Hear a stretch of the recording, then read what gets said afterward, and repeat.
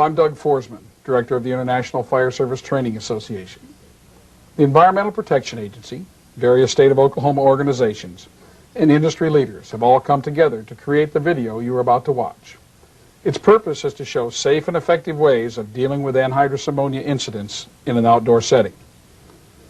However, emergency responders should check with local enforcement agencies to ensure that these techniques are acceptable within their region. It is also important to realize that personnel should avoid anhydrous ammonia exposure unless human life is at risk. These procedures require proper training well before the hazardous materials incident occurs. We hope that this video is the first step in that training, as well as identifying local facilities that use or store anhydrous ammonia.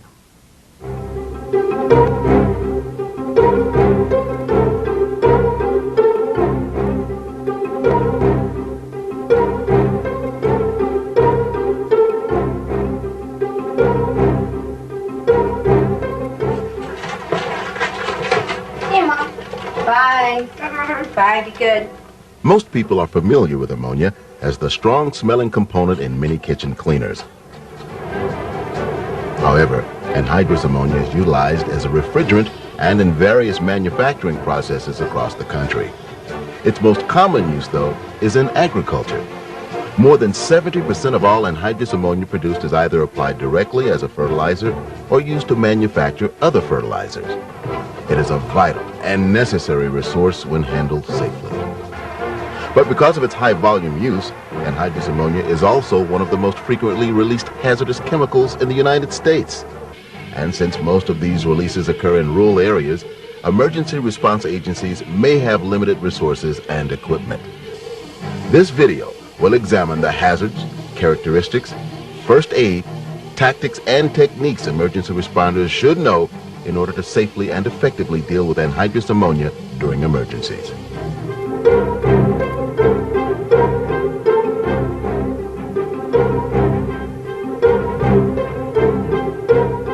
Understanding the characteristics of anhydrous ammonia is essential for emergency response personnel. Since anhydrous ammonia is composed of 1 part nitrogen and 3 parts hydrogen, it's often referred to as NH3. A prevalent characteristic of anhydrous ammonia is its natural attraction to water. Anhydrous ammonia is nearly devoid of water. The term anhydrous means without water.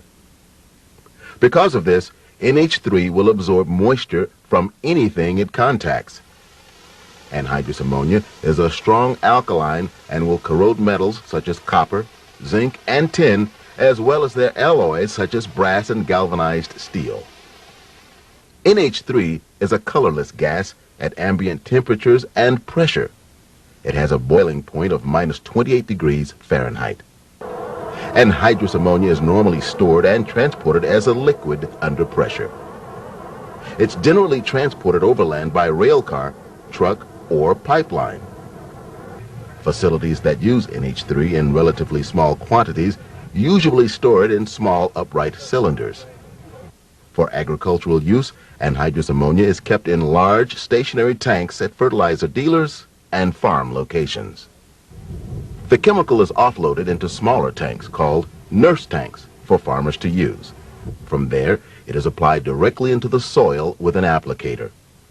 All bulk shipments over 1,000 pounds must display the green non-flammable gas placard with the DOT hazardous materials identification number 1005 and inhalation hazard decals. Because of its hazardous nature, NH3 is transferred by pumping either the vapor or liquid within a closed system. While state laws vary, vapor valves are usually color-coded yellow, and liquid valves are usually color-coded red or orange. On rail cars, these valves are located within the dome. Rail car valves are seldom color-coded. Instead, those valves positioned lengthwise to the tank are liquid, while those positioned crosswise are vapor. For stationary tanks, control valves are usually beneath the tank and are commonly referred to as belly valves. Truck tanks have the liquid and vapor valves located either underneath or at the back end. Trucks are commonly equipped with emergency shutoff valves and levers. These will shut down or reduce the flow of anhydrous ammonia when closed. Nurse tank valves are usually found on the top or front of the tank. The pressure within an anhydrous ammonia tank is dependent on temperature. As the temperature of the liquid rises, so will the pressure inside the vessel. Excessive pressure may result in tank failure. For this reason, all anhydrous ammonia tanks should be filled to no more than 85% capacity. The top 15% compensates for any change in pressure. Required pressure relief valves also help release excess pressure. They are designed to open when a specific pressure is reached. This ranges from 265 to 285 psi, depending on the type of tank. While anhydrous ammonia is considered a non-flammable gas, it can ignite. In order to do so, anhydrous ammonia must be 15 to 28% mixture in air and be exposed to an ignition temperature of 1204 degrees. Concentrations this high are very unlikely in an outdoor setting, except in small areas immediately around the leak. However, flammability should be a concern if the vapor is confined within a structure.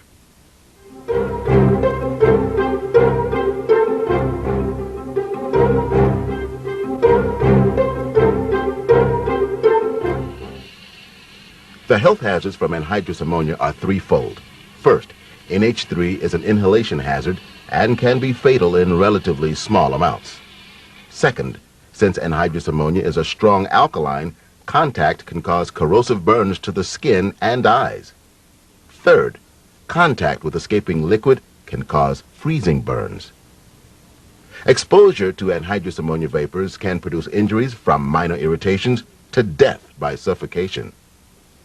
Fortunately, NH3 vapor is easily detected by smell. Most individuals can smell concentrations as little as 5 to 15 parts per million. 1 part per million is a very small amount, equivalent to a softball sitting on a football field. 100 parts per million of anhydrous ammonia can burn the eyes and hinder a person's ability to escape without proper personal protective equipment, or PPE. 300 parts per million is an inhalation hazard. Any areas having this high of concentration are considered immediately dangerous to life or health, or IDLH. Unless a proper way to monitor levels exists, consider any strong smell of anhydrous ammonia dangerous and allow only qualified personnel wearing proper PPE to approach. The primary treatment for any exposure is water, and lots of it. Applying water immediately can help prevent irreversible damage, especially to the eyes. Most state laws and OSHA regulations mandate water tanks or approved emergency showers near anhydrous ammonia storage tanks, as well as smaller water tanks mounted on all nurse tanks. Look at that.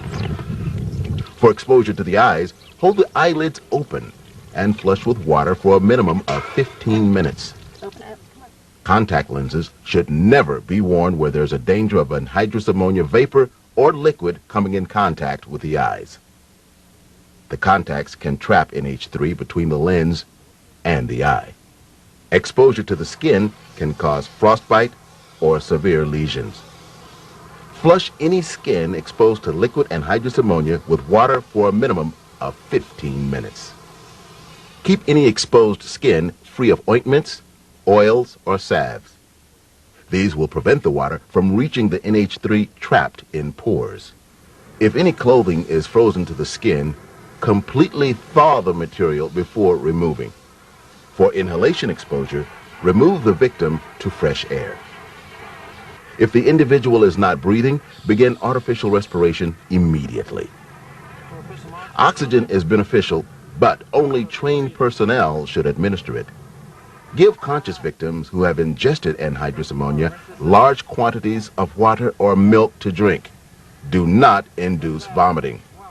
During initial patient packaging, decontaminate the victim by flushing him or her with water and remove any contaminated clothing.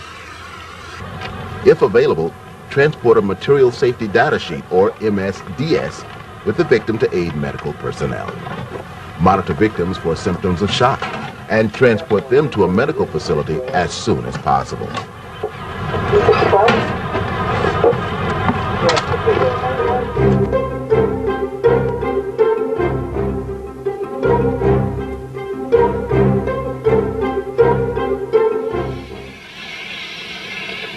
The first step to mitigating an anhydrous ammonia incident is planning for a release before it happens. Find out if any facility in your community uses, stores, or transports anhydrous ammonia. Emergency response personnel should visit these facilities in order to develop a pre-emergency plan. Good morning. Chief John Enzi, Newkirk Fire Department. Hello. I'm Fire Marshal Jerry Evans. We'd like to do an inspection of your facilities here today. Also take a look at your pre-plan if you could. Note the location of all storage tanks, control devices, emergency shutoff valves, and means of entry and egress, as well as any special hazards, exposures in the area, available water supply, or other information that may be important during an incident. Fire departments should coordinate their pre-emergency plan in conjunction with the company's risk management plan and local emergency planning committees. LEPCs can be a valuable asset to emergency responders, providing information on resources and training. When a release does occur, emergency responders must implement an incident management system immediately.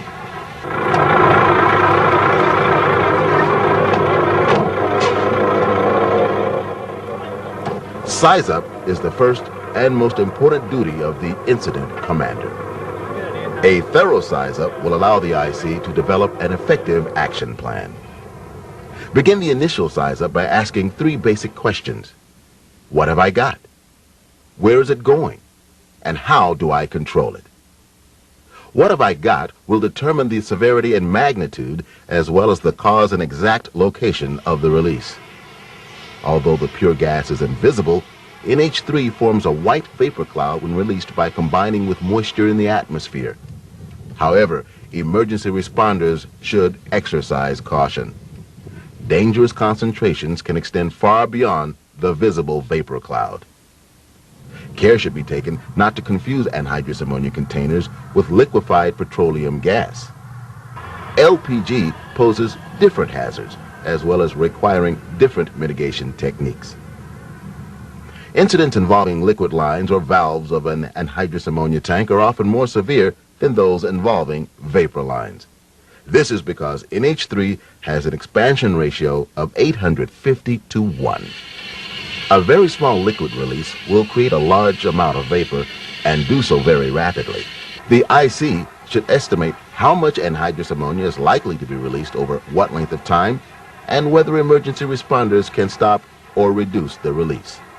Releases of more than 100 pounds must be reported to the National Response Center, the State Emergency Response Commission, and the Local Emergency Planning Committee. Check with state and local agencies for possible additional reporting requirements. Where is it going will aid in determining potential exposures and if shelter in place or evacuation measures are needed. Take note of the weather conditions and local terrain. Anhydrous ammonia vapor is lighter than air. However, the vapors are influenced by temperature, relative humidity, and wind. If temperatures are high and the relative humidity is very low, anhydrous ammonia vapors will rise and dissipate fairly rapidly. In cooler temperatures with high humidity, NH3 may hover close to the ground. How do I control it will lead to the development of strategic goals and the implementation of tactical objectives. The IC must determine if shutting off a valve will stop the flow of NH3. The owners or operators of the facility or transport can provide critical information in this area. Some states require contact information to be posted on the tanks. Water is a vital resource during any release. The rule of thumb is 100 gallons of water is needed for every gallon of product released. A 500-gallon apparatus will only provide at best a few minutes of water. While this may be enough for a quick aggressive attack, long-term protection will require much more water. Unfortunately, many anhydrous ammonia facilities are located in rural areas lacking any sort of hydrant system. Fire departments will need to consider alternate water supplies, such as tanker shuttle operations. Besides the initial 3 questions, the IC needs to address a multitude of other questions, such as, should shelter-in-place procedures be implemented? Is an evacuation necessary? Is an aggressive attack needed to shut down the release source? Or is the best action simply no action?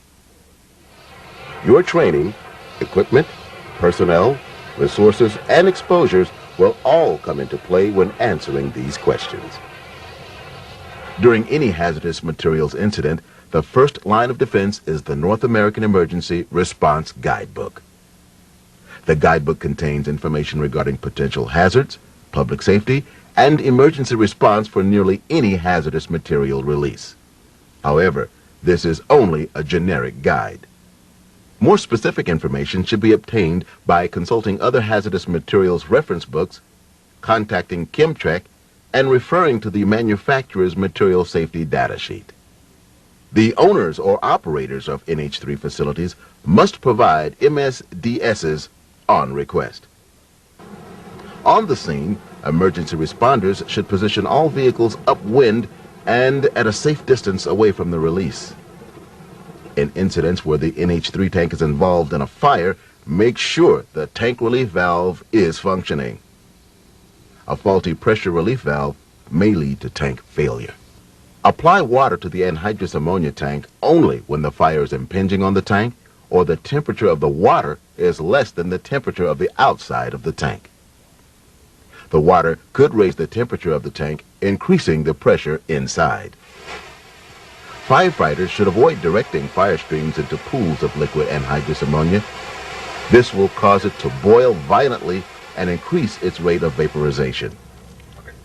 The IC should take precautions to control the runoff water used during an anhydrous ammonia incident. NH3 is harmful to aquatic life, even in very low concentrations. Any contaminated water should be disposed of in accordance with federal, state, and local environmental control regulations. If size-up reveals no civilians are at risk, often the best course of action is to do nothing. Avoid unduly risking the lives of emergency personnel unless absolutely necessary. Emergency responders can implement shelter-in-place procedures for any nearby resident who might be exposed to low levels of anhydrous ammonia. Excuse me, ma'am, I'm with the fire department. We've got an anhydrous ammonia leak right down the street. What I need you to do is stay inside your house, turn off your air conditioner or any kind of ventilation system, make sure all of your windows are closed, and if you could, stay off the telephone, but if you need help, you can call 911. Do you understand? Have the occupants stay within their homes or offices with the windows closed and air conditioning and heating units turned off. If, however, a large amount of NH3 will be released over a long amount of time or residents are very close to the release, then the IC should consider a full evacuation. Hi, ma'am. We've had an ammonia spill up the road. You're going to need to come with me. Is there anyone in the house with you? No, it's just me. What smells so bad? It's an ammonia spill up the road. Please just follow me. Well, let me get my things. No, we need you to come with us now. Now? Now. It just smells so bad. Only when human life is at risk should the IC consider placing emergency personnel in or around the NH3 vapor or liquid. Under no circumstances should emergency personnel come in direct contact with the liquid. For incidents where emergency personnel can turn off the flow of NH3, the IC might consider a quick offensive attack. Level A protection, which consists of fully encapsulating vapor-protected clothing with a positive pressure SCBA, is recommended whenever dealing with anhydrous ammonia.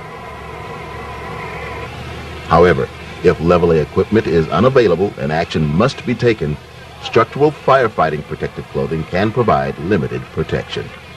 Properly using a SCBA will protect the respiratory tract and eyes from the effects of anhydrous ammonia. This prevents responders from being subjected to IDLH conditions. But this level of equipment should only be used in conjunction with proper techniques for short-term exposure during an outdoor release. While vapor can enter through the openings around the coat tail, coat sleeves, and the pant legs, the amount is small enough to usually cause only skin irritation. Of greater danger is liquid or vapor penetrating the firefighter's hood, which does not have a vapor barrier. Make sure helmet ear flaps are down and coat collars are turned up. Firefighters must avoid direct contact with liquid NH3. The low temperature can cause the outer shell to freeze and become brittle. When choosing a tactical operation, the IC should remember only individuals trained in the proper techniques should respond to anhydrous ammonia releases. Because anhydrous ammonia is absorbed into water, fog streams can provide a protective curtain for personnel. Make attacks from upwind with a minimum of 2 1.5-inch lines.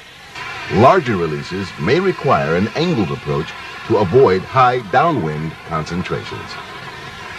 Both lines should flow at least 95 gallons per minute with 100 pounds per square inch at the nozzle. The attack crew should consist of 5 firefighters, a crew leader, 2 nozzle persons, and 2 hose handlers. If adequate manpower and water supplies are available, consider additional attack lines. The additional lines provide more protection for the firefighters and increase the absorption ratio. Begin the initial approach behind a wide-angle fog. The 2 fog patterns should form a straight line where they meet. As firefighters near the escaping vapors, narrow the patterns over the point of release, encompassing the escaping vapor. If possible, force the vapors to the ground. Position the fog curtain to push the vapor away from the firefighters and any necessary control valves. For tanks equipped with emergency shutoff valves, the crew leader should try this first. If this fails to stop the release, proceed to the appropriate control valve. Avoiding contact with any liquid anhydrous ammonia, close the valve. The point of release must always remain on the opposite side of the water curtain. If loading or unloading lines are connected, firefighters may have to close valves on each end of the line. Firefighters should then back away while still flowing the fog streams to help ensure limited contact with any residual vapors. Anytime the firefighters experience excessive discomfort from the anhydrous ammonia vapors, they should retreat and wash the affected areas with water. If the flow of NH3 cannot be shut off and downwind populations are at risk, the IC may consider implementing defensive operations. Any tactical operations that place firefighters downwind can be very dangerous and should only be used when it is absolutely necessary. One such operation is to use water fog vapor containment procedures to minimize downwind concentrations. Approach from downwind in structural firefighting protective clothing. Use at least 4 1.5-inch hose lines, 2 attacks and 2 backups. Set nozzles to their maximum flow and open to the widest possible fog. Approach from either a safe distance downwind or from a 90-degree angle from the release. Position the protective water curtain between the population at risk and the source of the leak. Firefighters can rotate their fog nozzle patterns inward. The more rapid, higher, and wider the rotation, the more effective the NH3 absorption will be. An additional option would be if the source of the release can be approached and is fairly close to the ground. Narrow to a 20 to 30 degree pattern covering the escaping vapors. Force the product to the ground, trapping as much as possible. During these procedures, always avoid walking or standing in any pools of liquid ammonia, as well as physical contact with a visible vapor cloud. If for any reason a nozzle or line should fail, or if a crew member develops skin irritation, firefighters must evacuate immediately. Another defensive tactic is to use 2 large unmanned master stream fog monitor nozzles placed perpendicular to the release. This can limit the amount of time the firefighters are in the path of the anhydrous ammonia vapor. Master streams, however, require greater water resources. On smaller releases, hand lines can be